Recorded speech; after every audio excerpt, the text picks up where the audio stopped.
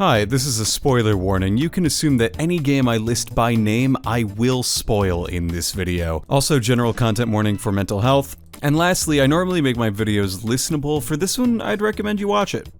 You'll see. In 2023, I finished over 25 games.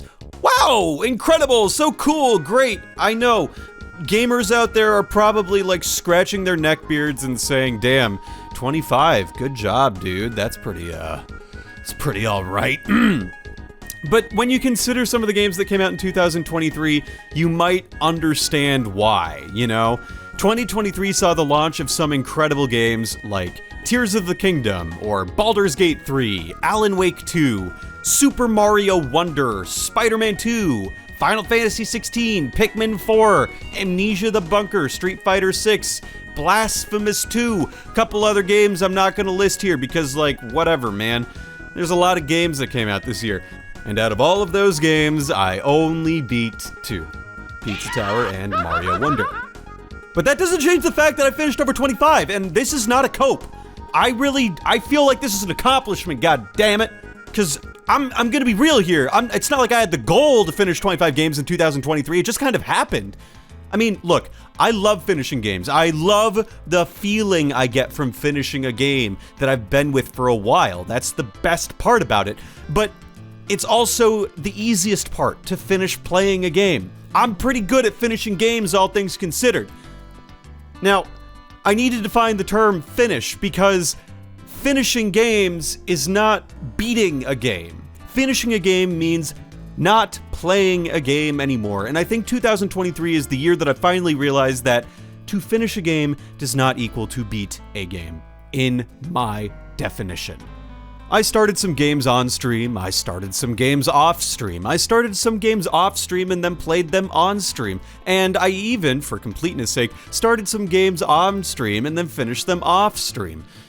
Okay, that last bit's a bit of a lie. I actually did not do that, but I do have a problem with feeling like I need to have things completed in the greatest general sense possible. I didn't actually start a game on stream and then finish it off stream. I wish I could say I finished Pokemon Conquest even after I stopped playing it on stream, but I did not. More on that in just a moment.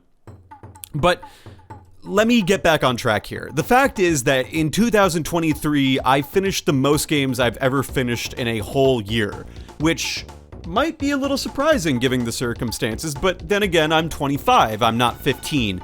I, can choose what I want to do with my nights now. I don't have homework. I can stay up as late as I want. I can eat cool junk food, and I stream pretty regularly. So that allows me to have a block of time literally dedicated to playing video games. So, given that I've finished all these games, I'd like to talk about them a little bit. Hopefully I can keep your attention for a little while. I'm gonna be real, I have a script that's like 6,600 words. I will not be reading it verbatim. In fact, I have not been reading it verbatim since the start of this video. I've cheated you all! But like, you don't give a shit about how I write my videos. Does anyone? No, probably not. So I'm gonna talk about 5 games I finished this year. Finish meaning that I played it and then I stopped playing it. Maybe I beat it, maybe I dropped it. I will tell you the fate of the games I played as I talk about them, of course. These are games that allowed me to learn a lot about myself, honestly, as I reflected upon my circumstances of play and the gameplay experiences I had throughout. I hope that by sharing these experiences and my reflections, you might be able to derive some of your own, and maybe you'll consider your own gaming circumstances and how the games you choose to play and how you play them shapes who you are as a person. Okay, let's talk about this chart just a little bit so you have some understanding about how I'm going to frame the next discussion. On the x-axis is dates. These start in July of 2022 and go through January of 2024. The first game I finished in 2023, I started in July of 2022. That is Pokemon Heart Gold. So it seems natural, therefore, to have my chart extend as far back as the start date of the first game I finished. I think that's pretty straightforward. We can also see, therefore, I put a line that says start of the 2023. It is a typo, I am not changing it. I think it adds character. So as you can see, we have our little chart, and it's really nice. Then, on the vertical axis, we have my personal ranking X out of 100. Basically, this is just a numerical rating system that I'm doing for the sake of general comparison. I won't get into how I assign numbers in this video, just on the basis of the fact that it's a little complicated and doesn't really matter. The highest scoring game I have this year is a 96, that is WarioWare Inc. That is cheating because I've beaten it before, but in my data set where I keep all of my gaming data, which I have a chart for literally my entire life, I didn't have the playdates for WarioWare Inc., so here it is, it's up there. The next highest one is a 93, and that is Fire Emblem Sacred Stones. But that's beside the point. The point is, horizontal axis is dates, vertical axis is ratings, and then we have these little markers at the bottom. These are completion status. These are how I finished a game. So if the circle is open on the left part of a bar, it means that I started the game on that date. Then the bar extends to the next date in my dataset that I have, whether I paused on a playthrough, which if so, will leave it with an open circle, or if I dropped the game, which will be indicated by an X at a certain date, or if I beat the game, which is a closed circle. Therefore, you can see the start and finish dates and how long it took me to play and beat the game on this chart in terms of days in the year.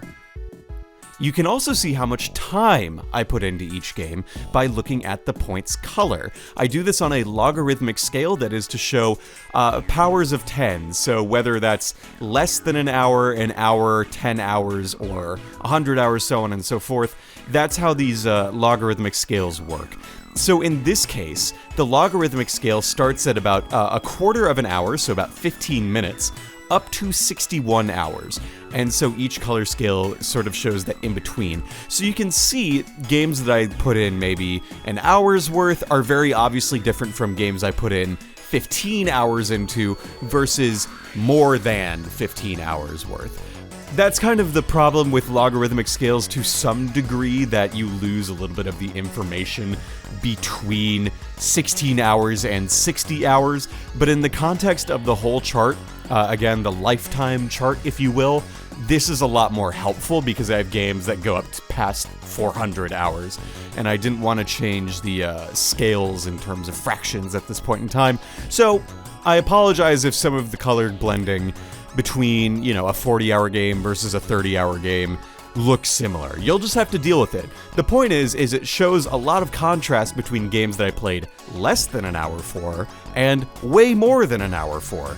So, in totality, this chart shows my entire gaming history of the games I played, when I played them, for how long I played them, and what I think of them in terms of a numerical ranking. I spent a lot of time on it. What can I say? I like doing this kind of shit. So with that, let's talk about some games I finished in 2023.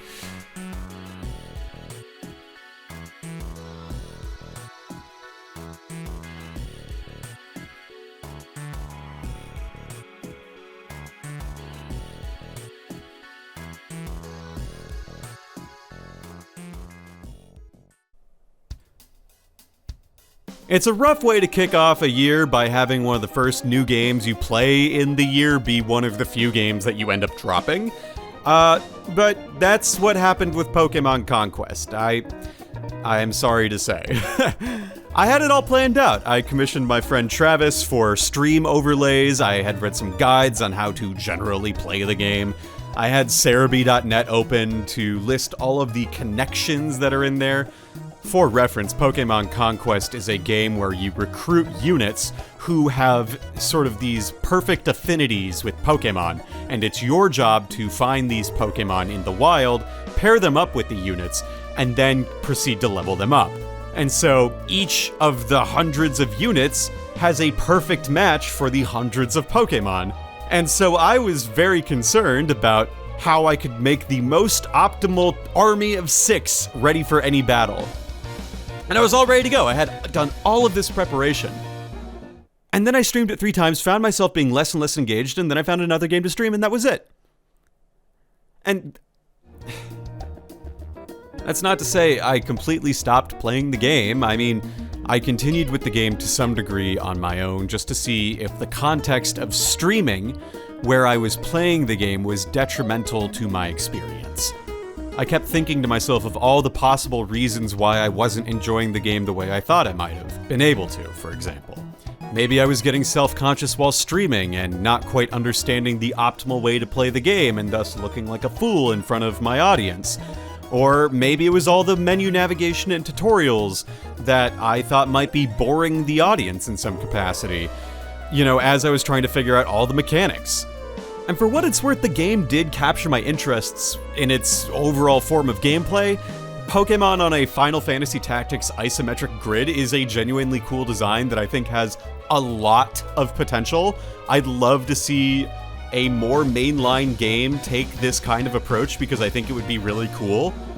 Maybe in like a battle facility or something. But this change in mechanics was also a bit of a double-edged sword because since this game was a crossover with another series, Nobunaga's Ambition, all of the resource management and allocation between nations, and the leveling system, and moving units back and forth, and trying to make sure I had those perfect synchronized pairs, it all got a little overwhelming. Norishige wants a Marie. Yes. We're gonna get this guy a Mareep. That's gonna turn into an Ampharos. Hell yeah. And he's gonna go over to this one so we can get him a Mareep. Okay, so we're gonna do a lot of just management now. There's not gonna be a ton of I'm not gonna challenge things for at least a little bit. It's gonna be entirely how do I do this properly? There were so many things going on under the hood of the game that it was hard to ever really make sense of what I was doing, and it was hard to know if any of my actions were meaningfully increasing my stats. And when I was also concerned with keeping an audience and being moderately entertaining while trying to understand and navigate every menu, I found myself having a really tough time. So all that's to say, my initial circumstances of playing Pokémon Conquest on stream weren't great. So to give the game a fair shake, I came back to it a couple more times off stream on my own terms. I was emulating the game at my battle station, if you will, where my computer's 3 monitors were necessary to give me the most effective way of playing the game. On the main window was Pokémon Conquest. To my right on my monitor was Discord in case I needed to get distracted. To my left was the connections guide on Cerebi.net. And yet, this seemingly optimal setup was not enough for me to completely dive into the game itself, which is a real pity. Perhaps it was my chair with its lack of lumbar support and headrest, and I'd like to get a new chair, but shit man, good chairs cost a lot of money and I don't want to spend $1,400. I don't have that money. I'm planning a wedding right now.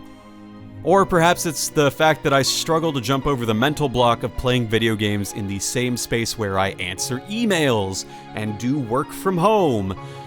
I like to separate my workspace and my play space, and when I'm not streaming, I do find it honestly kind of difficult to play video games at my desk. This is something that is a me problem first and foremost, and it's really not fair for Pokémon Conquest. But it's just kind of what happened here. I think I'm gonna have to give this game another try eventually, after some time has passed, maybe under different circumstances, but I don't think that's gonna be for a little while, sadly. This is ultimately, again, a me problem. That's my biggest takeaway from playing Pokémon Conquest. The circumstances of where and how I play really matter. I think I already knew this to some extent. I often associate video games with the places I play them and the circumstances in which I'm experiencing. I have memories of playing games on road trips, or at sleepovers, or in the back of a car at a tailgate, or when I'm on a break from school. It's impossible to have a truly independent experience while playing games because the context of play is so intrinsically linked to the play itself. With Pokémon Conquest, I was so focused on external distractions that I was unable to really commit to the game, which isn't a great thing given how complicated the game was right out of the gate. Luckily, I can say that at least I learned something from this feeling of discomfort. and I was able to change the way I approached games going forward. But there was this weird feeling in my head. I kept thinking to myself, it's too bad I didn't like Pokemon Conquest. I kept thinking to myself, was it a waste of time? While celebrating the turn from 2022 to 2023, I was at a lake house in Virginia, and in that time I was bored, so I popped my Switch into a friend's dock station, plopped my ass down on an ottoman, and booted up whatever I just had on my Switch. This is a rare happenstance for me. I'm not the impulsive type when it comes to starting games. I'm actually pretty bad at it. But I booted up Castlevania Aria of Sorrow on the Castlevania Advanced Switch Collection. The space was pretty busy, conversations happening left and right and all around me. I played as Soma and quickly began to grasp the nature of the gameplay as I continued from each in-game room. I could hear the music in the game somewhat over, people arguing about board games or something, and I was fine with people passively watching me and chatting about what they planned to drink that night. I had no preconceived plans to start Aria of Sorrow. I was bored. And I was just looking for something to pass the time for a bit. Isn't that why we play games? To stave off the boredom of life? I came to find out that Castlevania Aria of Sorrow is, really fun. I had a great time playing it, and I can only lament that I didn't play it sooner, because the game scratches my maze-loving itch so much in the way that so many other Game Boy Advance games kind of do. My favorite game of all time is Kirby and the Amazing Mirror, and this game feels a lot like that because of the fact that it is this big, massive maze that you explore and destroy things and find treasures. It's great. I'm not using the term Metroidvania. Fuck you. And I have no doubts that if this game had been in the 3DS Ambassador system, for example, I would have loved the shit out of it in the same way that I love Metroid Fusion. Alas, it was not, and so I only played it now. But I will say that I loved this game. I enjoyed it so much that I got 98% of the map cleared before I beat the game. And while I don't intend to ever find out where that last 2% is, I do think it's really important to consider that of the games I finished and beat this year, I only 100%ed 2 of them. Metroid Zero Mission, which was on stream and something that had been long overdue. Oh, let's go! Clear time? 5:58, under 6 hours, let's go! Your rate for collection items is 100%! There's 100. And another game, which I will discuss later. The fact is, I spent a ton of time with this game, not because I felt obligated to get an overall 100% completion, but because I was just so interested in playing more of the game. I managed to get all 3 of the secret books and took on the true final boss and ending, and it was absolutely incredible to experience for a Game Boy Advance game. Yeah, I used some rewinds, and yeah, I don't feel bad about it, but I did it because it was fun. If I didn't have those, may have been a different story. That's a discussion for another time. But ultimately, I was doing it because of some intrinsic joy, not because I had to stand up to some monolithic, anonymous entity to prove one thing or another. What, this entity? I don't have a name for it. It stands above me, looming, watching, contemplative. It must have some psychic influence over me, forcing my hand towards games that I feel like I must play. Works slowly and silently, but its presence is something I can always feel in my head. The monolith speaks to me sometimes. At some point in your life, it might speak to you too. I'm not going to pretend that my voice isn't a part of this chorus. I sing my hymns of recommendation to anyone who will listen. That includes you, viewer, who has chosen to listen to my call. I don't mean to insult, deride, or otherwise passive-aggressively call out these voices for being annoying, but sometimes it can just be overwhelming to take on the requests of the monolith by oneself. The solution to the problem came to me in a dream. Maybe what I need is a group with which I can play these longer games. This past summer, I was floating on the Upper Iowa River in a canoe with my partner, and we were having a conversation with my aunt. We had moved out to Ann Arbor a little over 2 years ago at that point, and she had asked us if we had found any communities to, find that local support that you need when you move. I had mentioned my lab mates, but we hadn't found any good local community of like-minded individuals. My aunt then suggested to my partner that she should join a book club. And those words got some weird gears in my head turning. Maybe if I can get a group of people to play these longer games with me, it might be easier to experience them all. Shortly thereafter, once off the river, I put out a small call to my friends. I wanted to start a book club-like group, but for video games.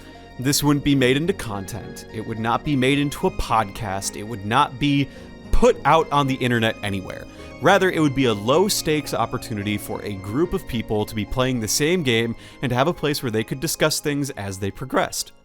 We started with the third generation of Pokemon games that take place in Hoenn. I played Pokemon Sapphire, while others played Pokemon Ruby or Emerald.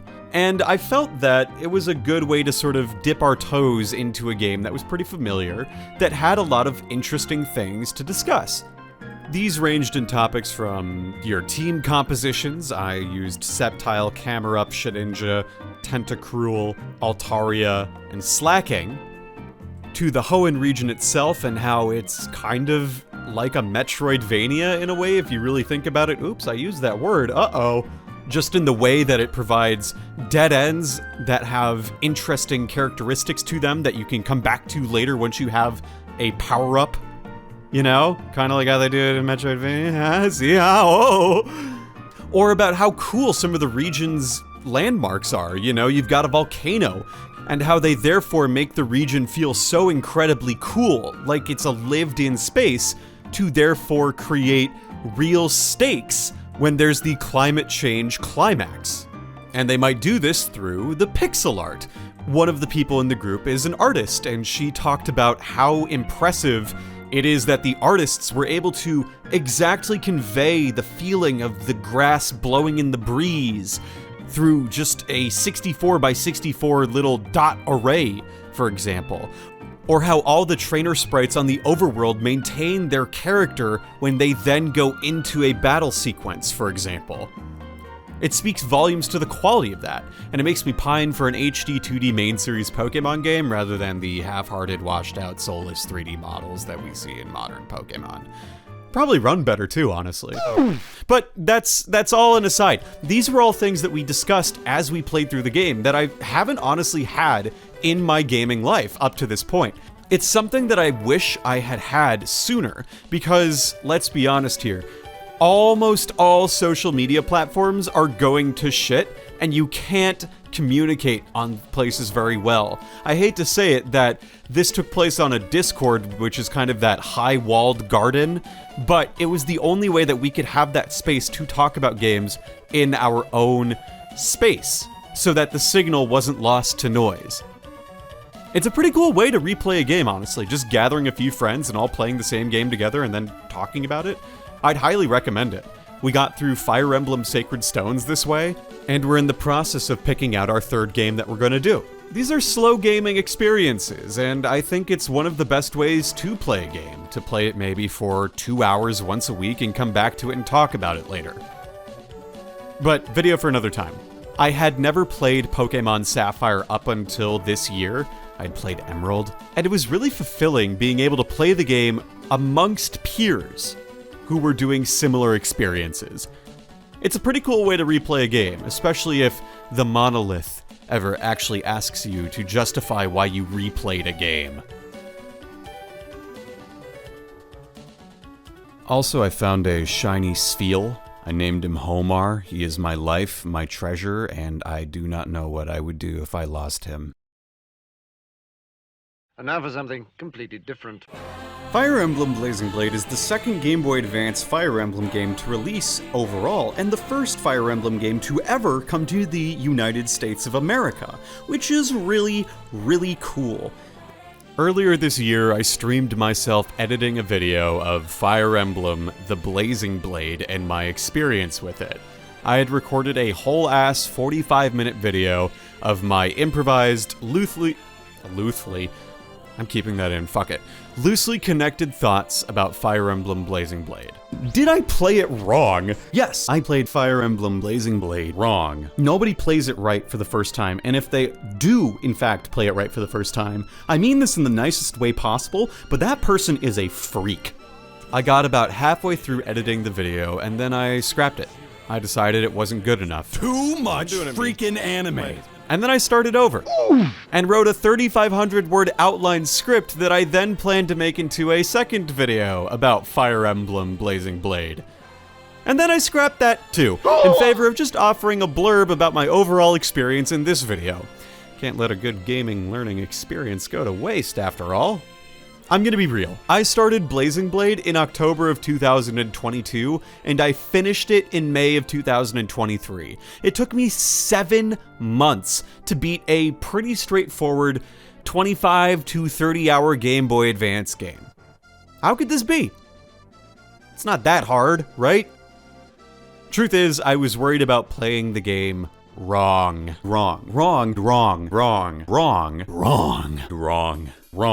I was worried about losing units. I was worried about how the units I was using weren't being used in optimal ways. I was worried about missing promotional items. I was worried about missing powerful items and chests on accident. And wouldn't you know, all of those things happened in my first go of Fire Emblem Blazing Blade. And yet, in a paradoxical truth, to play a video game wrong is to play the game right. If you play a video game exactly as intended with flawless execution and absolutely no struggles whatsoever on your first go of it, in the nicest way possible, you might be a bit of a freak. I have yet to observe a single person ever remove a game from its shrink wrap, play it all the way through, beat it completely, perfectly, and optimally, and yet I was expecting myself to do that? Even if there are some people who require less time to learn and develop their skills to overcome some harder tasks in a game, there remains a sense of time that they have to spend with the game in order to first get good. So why was I so concerned about playing Blazing Blade perfectly on my first go of it? This is what kept me with this game for 7 months. It was a me problem, I know! Having now played 4 Fire Emblem games by the end of 2023, those being Three Houses, Awakening, Blazing Blade, and Sacred Stones, I think Blazing Blade is the least forgiving in its progression, especially compared to the other 3. Blazing Blade is different in that there is no time between maps. You go from one to the next, meaning that you buy items, grind units, and otherwise do everything you need to do on the battle map itself. But that said, there are always these subtle things that are unique to each playthrough. If your physical units have higher level than your magic units, then you end up on a different version of a chapter, for example. If your lords are all high enough levels, then you get a harder version of a chapter map. The game, of course, doesn't tell you any of this, which does lend itself to replayability, which is great. And that's even before revealing that there's a third story route that effectively doubles the length of this game. After you finish Lyn and Ellawood's stories, which would otherwise comprise an entire game, Hector's story appears, and it's a third path that retreads much of Ellawood's path, but it has new maps and units.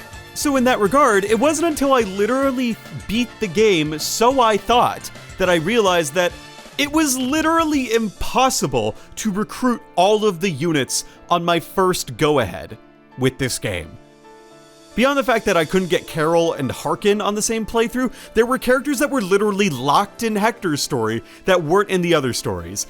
There was literally no way I could play it perfectly on my first go, with regards to recruiting every character. What's unique to this experience is that Fire Emblem Blazing Blade has a rating system that grades the player's performance throughout the course of the game. Ratings are given on a 5-point scale, and there are 5 categories: tactics, survival, funds, experience, and combat. And of course, where the grades are involved, there will be me chasing the best grade I can get, because that has what I have trained my entire life to do. I won't get into that why here, though. Basically, I'm just really good at chasing that top mark. That's been drilled into my brain for a very long time. And I found myself coming back to this stupid menu after every single chapter, becoming more and more anxious about the funds grade as it slowly, randomly dropped from 4 stars, and then to 3 stars, and then from 3 stars to 2 stars. And I would sell my old weapons because I would try to get money for new materials, but I guess that wasn't how you build it back up. Yes, I still made suboptimal choices throughout my playtime. I benched Marcus, the obviously strong character who can weaken foes to feed kills to needing units. I attempted to use Nino, the late game mage, who is one of those said needing units. I didn't buy enough lightnings for Lucius on the ship, which meant I couldn't use him for any of the Dread Island maps, which meant he fell behind in levels, which meant I couldn't really use him anywhere else. Among other things, I felt like I had to cheese the final boss in the way that I was not satisfied with it, because I was only able to use 4 units to actually deal damage. It felt dumb and annoying and sad and stupid, and I felt like an idiot the whole time. But despite all this, I somehow ended up with a grade that was 45255. Like, that's a pretty respectable grade at the end of the day for my first playthrough. That's really good. Even the game is saying, these are good marks. Stop beating yourself up, dingus. Very cool. That's a passing grade. That's like a solid grade that will get you into Fire Emblem grad school if you, like, have a good cover essay or whatever. And the game's not gonna tell me to my face, oh geez, you kinda stink at Fire Emblem, buddy. Why don't you go play a simpler game like Fire Emblem Awakening or something? And that's not to say Fire Emblem Awakening is an easy game, but it sure is easier than Blazing Blade. Fuck! I lost again! And also, the programming on the funds ranking, the one where I had a 2, has been agreed upon by the Monolith as a junk way of quantifying effective play, so really does this grade even matter? I don't know. But while I was playing, my paranoia in maintaining a good grade actively hampered my enjoyment of the game. Which is really a shame, since Blazing Blade is a great game that toes the line between being really difficult and really fun, especially for someone who, again, is not used to this type of Fire Emblem play, or was not, at least. I think my life would have been so much better had I not even opened up that rating menu at all. I didn't make the Blazing Blade video out of an understanding that I wasn't content with what I had made. I was afraid of putting out something imperfect. Did I really learn anything from that experience? Well, with almost... oh god, now it's 7 months. In the script it says 5, but really it's 7. With an extended period of time away from the project, I can say, yes, I think so. I think I did learn something. There is no way to play a game perfectly, in the same way that there is no way to create perfect art. Our experiences are subjective and reflective of ourselves. Sure, there's an objective amount of quality inherent to anything in life, but even that threshold happens to be subjective. It is better in these contexts of games and creation to try, fail, learn, and try again. Who gives a shit about what the final letter grade in Blazing Blade was? The uncaring, omnipresent monolith?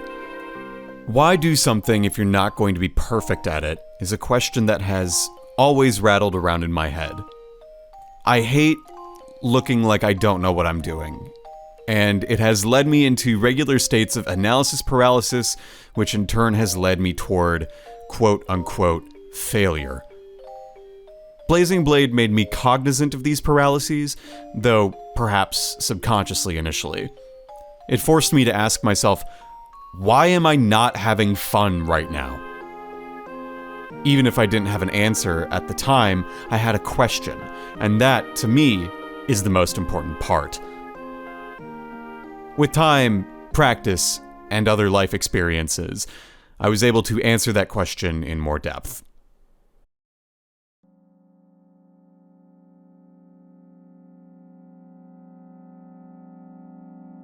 Hey, this is Voltage in Post, doing all the editing.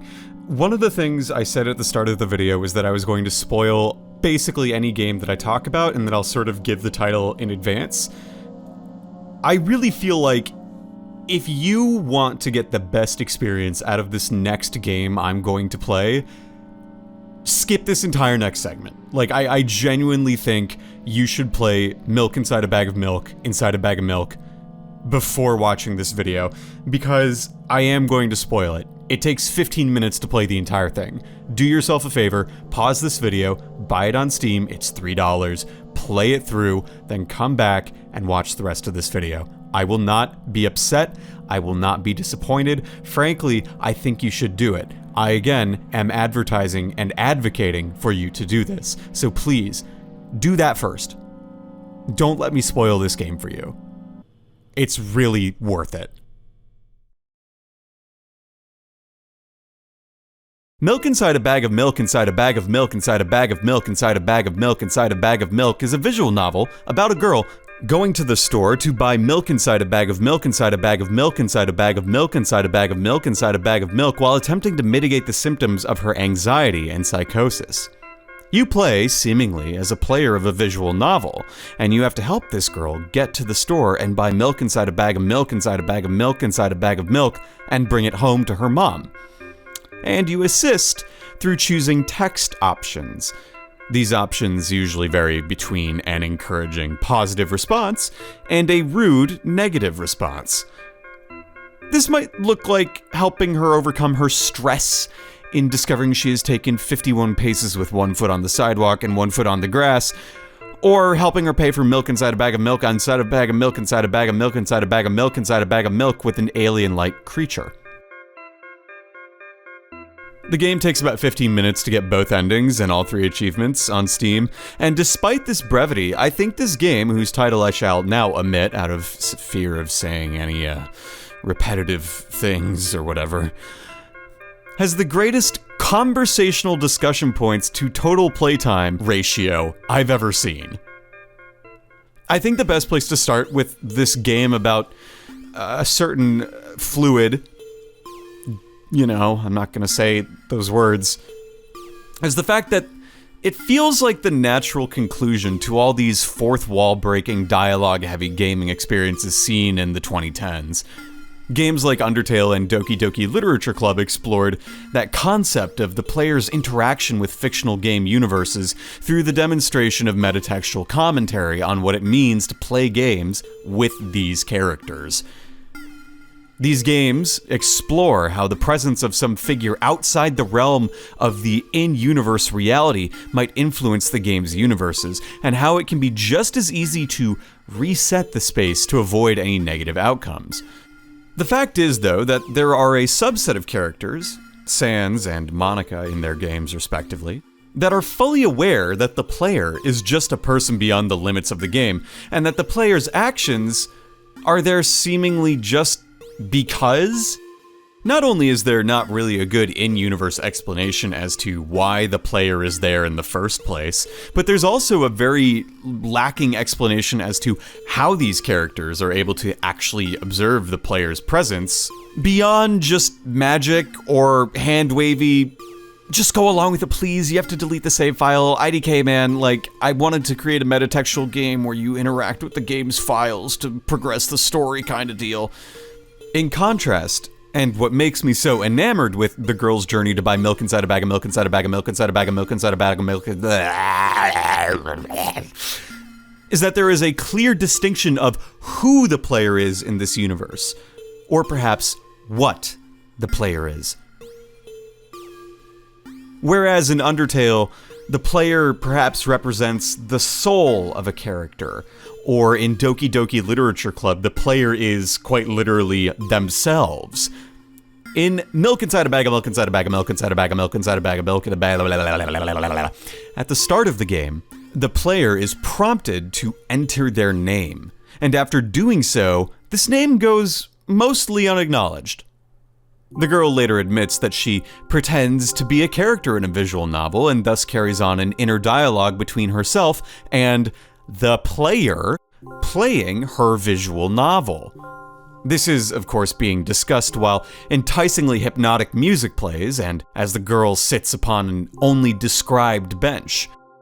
At the end of the game, assuming the player has been nice to her, the girl returns home to her eyeless mother, who notes that the medicine seems to be working, before sending the girl to bed. These conversations didn't make me think much of the game. They were just words on a screen. Rather, it was when I got a failure state by being mean to the girl that this game revealed its hand, its full house.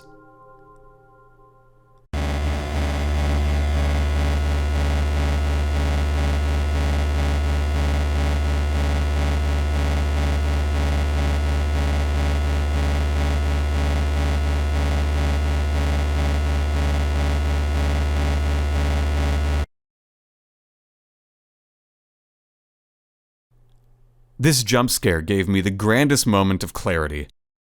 I, the player, was playing as the effects of the medicine the girl takes for her psychosis. On a second play, entering the same name will elicit unique dialogue for the girl. "You again, huh?" In response to her recognizing the name of the medicine she had previously taken before. Milk inside a bag of milk inside a bag of milk inside...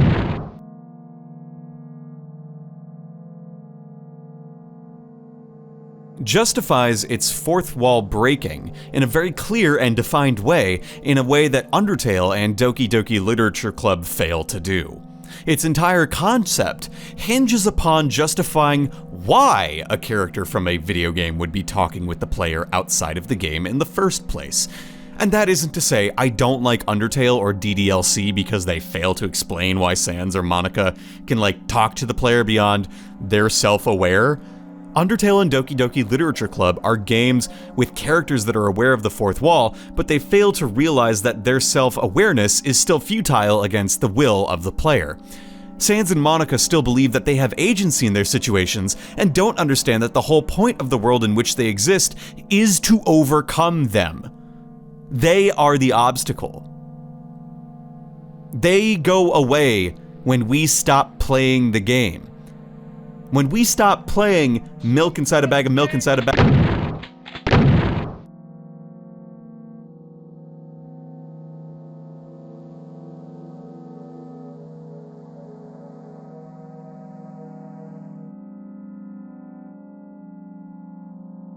This girl is still going to try and treat her psychosis. This is where the contrast lies. Girl is fully aware of the player, only because she searches for a way to justify the effects of her medicine, and she realizes that her role in the game is to be played so that she might execute a task or a function. She is aware that her whole existence in the context of the game is to listen to us, the player, and be the vehicle for the story of milk inside a bag of milk, inside a bag of milk, inside a bag of milk. It's the natural conclusion of all of these fourth wall breaking games that populated the 2010s, and I absolutely adore milk inside a bag of milk inside a bag of milk for it. Oh hey, I didn't manage to fall into a loop that time. How about that? One key factor that milk inside a bag of milk highlighted to me is that taking a risk on a small, interesting looking game without any expectations is something I really need to do more often. There are so many games on my radar that the choice to start one can be difficult, paralyzing even. Finishing games is easy. You can either beat a game or stop playing it. Starting games is the hard part. It's the idea of knowing that by choosing to start one game, I've said no to countless other opportunities and experiences that I grappled with a lot this year. It's a faulty understanding that if I choose to play a game and I don't like it, that I've wasted my time. But this is something that I've slowly and surely started to correct for in my thinking. If I start a game and I don't like it, why should I spend more time with that game? Why should I spend my precious time doing something I don't enjoy? I don't owe my time to anyone besides maybe myself when it comes to games, especially the monolith. It's with this thinking that I can mitigate some of my choice paralysis I feel on a regular basis with games. It's something I'm working on and plan to practice in 2024. Speaking from the future in 2024 after I've written the script, as I improvise here, I've already beaten 4 games this year, and 2 of them are games that took me an hour to play at most. I think that that's really important, and I have demonstrably learned a lesson from playing this game. Milk inside a bag of milk. Milk is not a long game, and I really enjoyed my time with it. I put 2 reallys in there, and that's not a typo. You're not supposed to do that, but I did it anyway. Because I figure that if you have $3 and 15 minutes to kill, this is a very cute piece of interactive art that I'd really recommend experiencing for yourself. That's why I threw a second really in there. I mean it.